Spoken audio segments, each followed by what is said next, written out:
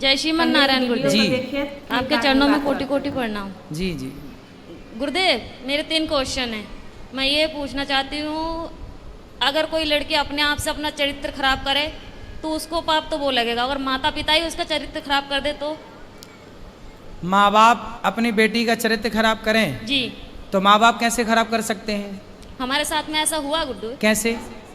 क्योंकि पहले जब हमारा विवाह हुआ तो उस समय मैं 10-11 साल की थी। जब आपका ब्याह हुआ हाँ, तो पर वो विवाह नहीं था, हमें बेचा गया था। आपको किसने बेचा? माता ने हमारी। आपकी माँ ने बेच दिया। किसको बेचा? जिनके साथ में विवाह किया उनसे पैसे लिए गए थे। तो वो कितनी उम्र का था? वो हमसे ज्यादा उम्र के थे, कितने? ऐसे ही लगभग 19-20। वो 19 साल का था। जी। और आप उस समय कितने साल की थी? ऐसे ही 10-11 साल की। जो पहला पीरियड होता है वो मेरी शादी के बाद ही आई। अच्छा, तो उस 20 साल के लड़के के साथ आपको बेच दिया। जी। फिर क्या हुआ? फिर क्या, फिर उस समय मुझे इतना ज्ञान नहीं था कि परिवार कैसे चलाए जाते हैं, घर गृहस्थी कैसे चलाई जाती है। ठीक है। फिर भी जैसे तैसे भी वो शराबी था। हर रोज मारता था, कूटता था। इतना भी है कि जहाँ तक कि आदमियों को भी घर पे लेके आता था, शराब पिलाता था, मीट बनाता था, मच्छी बनाता था, उन्हें खिलाता था। रात के 11 बजे 12 बजे यहाँ से जाना, और पूरा गांव एक गंगवार का और एक सरदार पूरी रात घर पे रहेगा, तो हर कोई उंगली तो मुझ पे ही उठाएगी ना। फिर कितने साल चला ये सब कुछ? 9 साल। फिर वहाँ पे एक बेटा हुआ, एक बेटी भी हुई। आपकी बेटी उस समय हाँ। जब बेटा हुआ तब आपकी उम्र क्या थी? ऐसे लगभग 16-17 साल की थी। आप 16 साल की थी तब आपको बेटा हो गया? जी। ठीक है। फिर उसके बाद में वो मारने लगा, काटने लगा। शराब पी के कभी नाली में पड़ा रहता था, कभी गड्ढों में पड़ा रहता था, वहाँ से उठा उठा के लेके आओ। फिर जब वो ज़्यादा ही परेशान करने लगा तो मम्मी पापा ने वहाँ से घर ले आए। फिर मैंने उनसे ये कहा कि मम्मी ऐसा करो कि अभी मेरी दूसरी शादी मत करवाओ, हो सके वो आ जाए मुझे दोबारा लेने, या फिर मैं कहीं के काम करके खा लूँगी। तो बोला नहीं, तेरे साथ में बच्चा है, अगर बच्चा नहीं है, तेरे साथ में बच्चा नहीं होती तो कोई बात नहीं है, दुनिया तुझ पे ये कहेगी, अच्छी भी रहेगी तब भी दुनिया तुझ पे उंगली उठाएगी। फिर उन्होंने मुझे दूसरा जगह करवाया, दूसरी शादी कर दी? जी। वहाँ से भी पैसे लिए गए। फिर बच्चा हमारे साथ में थे। फिर वो बोल रहे थे कि अगर तू, पहले तो कहने लगे थे ये कि हाँ बच्चों को भी सही समझूंगा, फिर बाद में हमारे बच्चों को मारने लगे, कूटने लगे। उसे अब सही। कहाँ हैं? अब क्या है? अब मैं वहाँ से दूसरी जगह हूँ। अब उसको भी छोड़ दिया? जी। अब कहाँ है? अब मैं अपने आप से बैठी हूँ। तो अब ब्याह नहीं किया? नहीं, अपने आप से दूसरी जगह बैठी हूँ। दूसरी जगह बैठी हूँ मतलब? यानी कि तीसरी जगह बैठी हूँ मैं अपने आप से, किसी से भी। मतलब तीसरी जगह ब्याह कर लिया जी। आपने? तो तीसरा वाला कैसा है? वो ठीक है। वो बच्चों को अपना रहा है? जी। तो अब हमसे क्या पूछना चाहती हो? मैं ये पूछना चाहती हूँ, जो मेरे साथ में हुआ इसका पाप कौन भरेगा? इसका पापी कौन है? जी। और दूसरी बात ये है कि जब हमारे बाबा को जब समय पूरा होने लगा था तो वो अस्पताल में एडमिट थे। तो उन्होंने मुझसे ये कहा था कि संगीता, कोई भी तुझे तेरी माँ को रोटी नहीं देगी, तू ही देना। तो ठीक है, मैंने वो वचन दिया उन्हें कि ठीक है मैं ही मम्मी को संभालूंगी। अब वो घर में इतनी दुखी करने लगी है कि हद से ज्यादा मेरे पूजा पाठ से। कौन दुखी करने लगा? मम्मी। आपकी माँ? हाँ, मेरे पास में रहती है। पूजा पाठ कुछ भी करो, हमेशा तंग करते। माला जपने जाती हूँ तो अंदर जाके फोन लगा लेगी, बात करने लगेगी और कहती है तू पूजा पाठ कर रही है, तुझे क्या मिल रहा है, ऐसे भगवान को मैं लात मारूं। तो अभी आप तीसरे के साथ खुश हैं? जी। तो फिर अब तो खुश है ना? जी। तो अब क्या दिक्कत है? अब दिक्कत यह है, जो मेरा तीसरा वाला पति है वो बात बात पे मुझसे झूठ बोलता है। अच्छा, क्या झूठ बोलता है? यही, कोई भी बात हो मैं इनसे ये बोलती हूँ कि कोई जो भी बात हो सच बोलो करो, पर यह है कि जो भी बात करते ऐसा है कि इनकी दूसरी पत्नी भी है।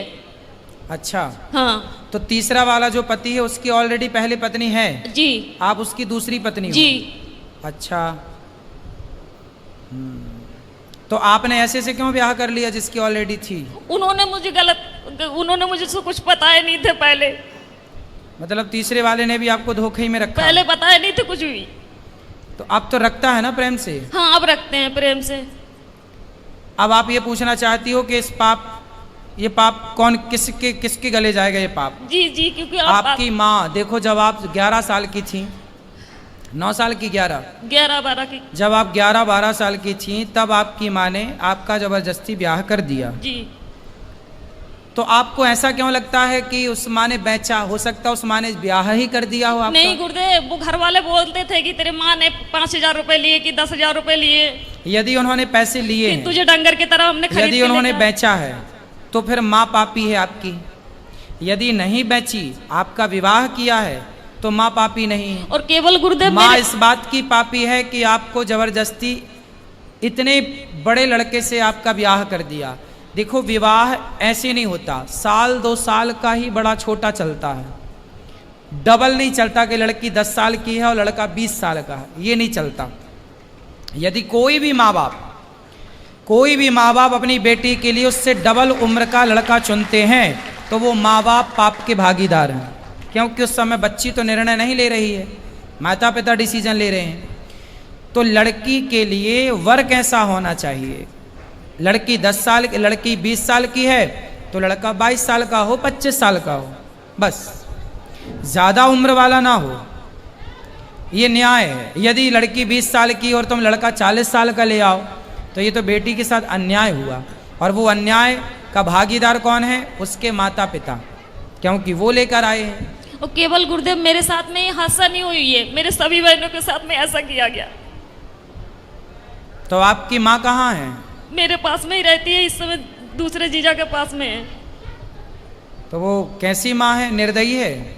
मैं ये पूछना चाहती हूँ कि अब मैं करूँ क्या? पापा को भी यही वचन दिए मैंने कि मैं रखूंगी, और वो घर में इतनी दुखी कर रही है कि मेरा खाना पीना हराम तो है। माँ को भेजो क्यों, ऐसी माँ को जो आपको बेच रही है, जो आपके साथ गलत काम कर रही है।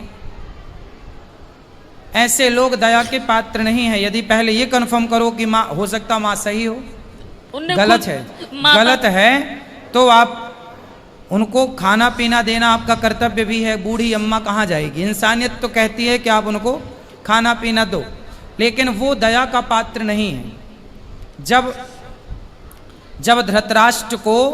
धृतराष्ट्र के 100 बेटे मारे गए, तब भीम भैया धृतराष्ट्र को रोटियां ऐसे कुत्तों की तरह देते, बुढ़े खा ला।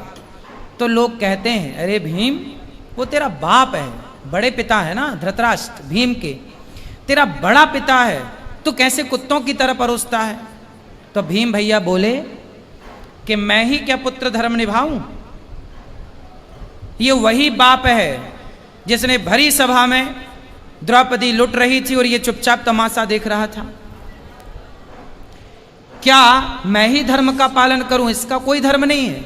ये वही धृतराष्ट्र है जो भीम को गले लगाने के बहाने दबा कर मारना चाहा, वो तो भगवान ने दूसरा पुतला दे दिया भीम का। कुल मिलाकर के ये धृतराष्ट्र इस दया का योग्य नहीं है, दया का पात्र नहीं है।